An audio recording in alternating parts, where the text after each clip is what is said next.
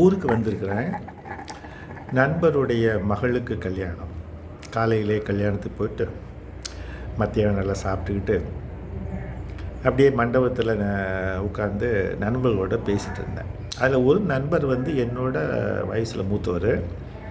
ஆனால் எனக்கு ரொம்ப பிடிக்கும் அவரை. காரணம் என்னென்னா, நிறைய ஆன்மீக தகவல்கள் சொல்லுவார். கோயில்கள் பற்றி நிறைய விஷயங்கள் சொல்லுவார்.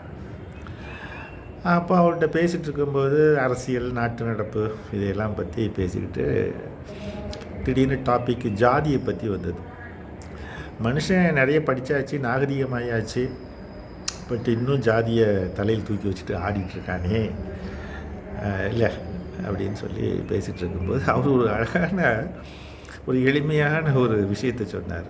இந்த ஜாதி கொடுமையை பற்றி அதை விளக்குறதுக்கு ரொம்ப எளிமையாக சொன்னார். என்னன்னா, 2 நாளாக நெஞ்சு வலிக்குது அப்படின்னு வச்சுக்கோமே, நம்ம என்ன பண்ணுவோம்? 2 நாளாக நெஞ்சு வலிக்குது, ஒரு நல்ல டாக்டரை பார்த்தா தேவையில்லை, ஏப்பா நல்ல டாக்டர் எங்கே இருக்காருப்பா அப்படி தான் கேட்போம்.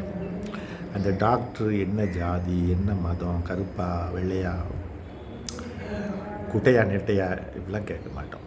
நல்ல டாக்டரா, நல்லா மருந்து தருவாரா, குணப்படுத்துவாரா அப்படி தானே கேட்போம் அப்படின்னு அவர் சொன்னார். அப்போ அங்கேயெல்லாம் நம்ம ஜாதி பார்க்குறது இல்லை இல்லையா? ஆனால் தேவையில்லாமல் நம்ம ஜாதியை பார்த்து அதில் நிறைய பிரச்சனைகள் அப்படின்னு சொல்லி அவர் பேசிட்டு இருந்தார். உண்மை தானே? மனுஷருக்கானே சுயநலக்காரன்.